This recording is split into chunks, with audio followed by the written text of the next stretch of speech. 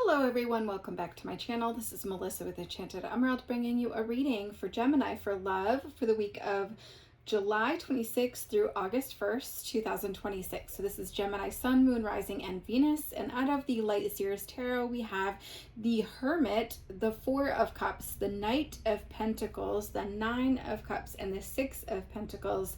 So I feel, Gemini, that you've been in a state of equal give and take, equilibrium.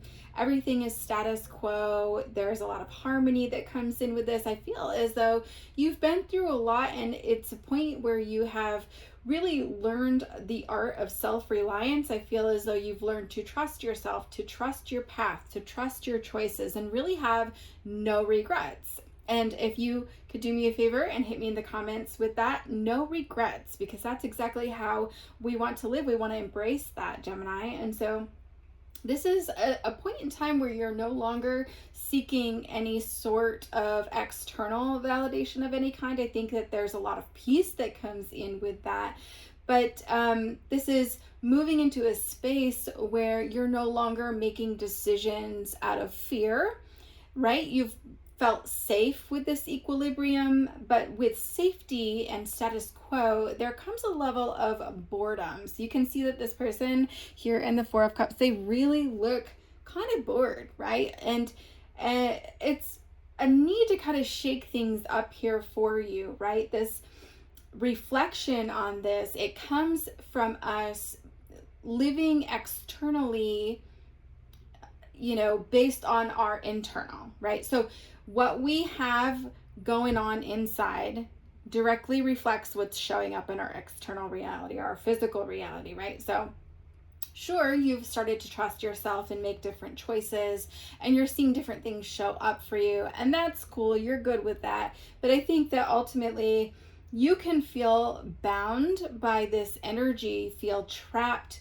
or get frustrated sometimes with yourself, because even though all of this is happening externally, maybe you are choosing to play it safe or scared to take a risk, right? And so playing it safe is really going to dim that light. It can feel very tight, bound energy, right? Like you can feel as though you're keeping to yourself. And so we have to trust our decisions, not only our decisions, but we have to trust in our past. We have to trust in where we've been and making us exactly who we are, so that we can be this version of ourselves that we need to be going forward, or to embrace these new opportunities as they come in, right? So it's not enough just to trust our own decisions. We must also then upgrade the blueprint, so to speak, internally. So what am I talking about?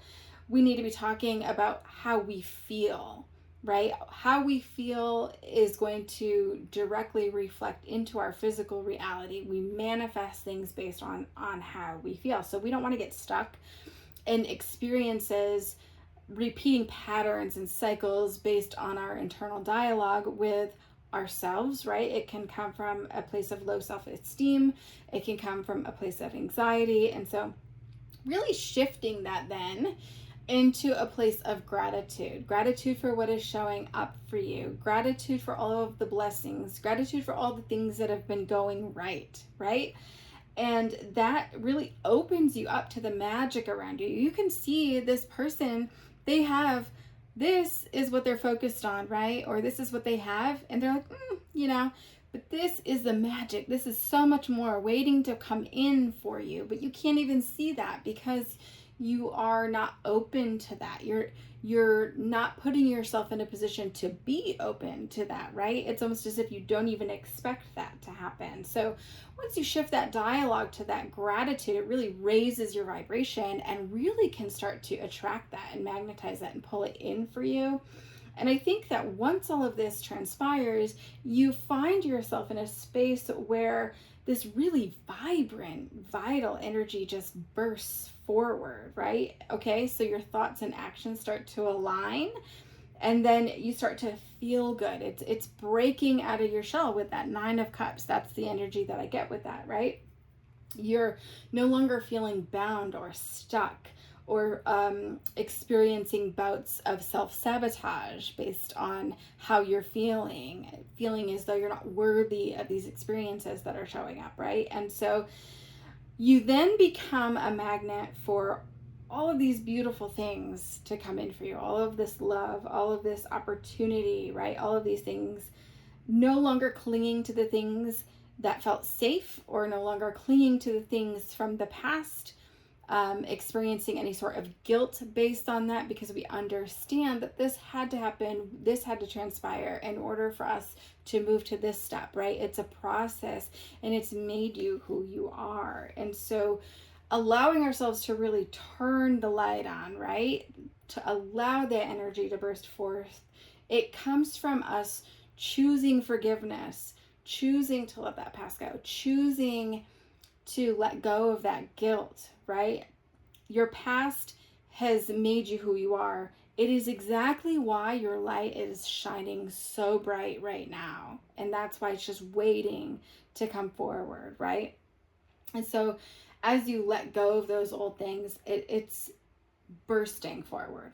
Okay, so from this space, you can really start to pick and choose what it is that you want to manifest, right? Or who you want to manifest, what qualities this person has in your love, right? And so the easiest path that you go down, it may not necessarily be as rewarding as you'd hoped that it would be. So don't always take the path of least resistance. I think that is a perfect attesting to the fact that you've been through all of these things in your life, all of these past experiences, and they weren't easy. Not all of these things were easy to get through. So now you have a chance to have the greatest reward come out of all of that. Okay, so it's brought you here, it made you who you are. So make peace with your past, okay? Because then and only then are you letting your guard down? Are you shining your light? And then in that space, really bringing and drawing and attracting, magnetizing that next love, that next soulmate for you. Okay, so when this soulmate comes in, then they will only add to your joy, expand your joy, compound that joy, right? And so what I mean by that is that when that soulmate comes in and you're open, we're open to that, your heart is wide open, you're not shutting yourself off to experiencing that joy, you will not just have fleeting moments of happiness or flickers of happiness, right? Like a short circuit of that light, you'll be on completely. Your light will be shining bright no matter what. And what's happened is your vibration has upgraded as you upgraded that internal blueprint, so to speak. And so you can sustain this happiness. You can allow yourself to hold that frequency of joy more fully and have it be a lasting experience, a lasting feeling, okay? So don't allow your internal beliefs to short circuit your light. Let your light shine, and your internal and your external realities will reflect one another. They will align, and it will align in joy, Gemini. So I love that for you. I do so hope that this helps you in some way. I hope this resonates for you. And if you've made it this far in the reading, please comment below in the comment section joy, so that I know that you made it this far. Thank you so much. As always, I will be back with another read for you guys again soon. Don't forget to hit that like and subscribe so you're in the know of all of the new content as it comes out. Take care.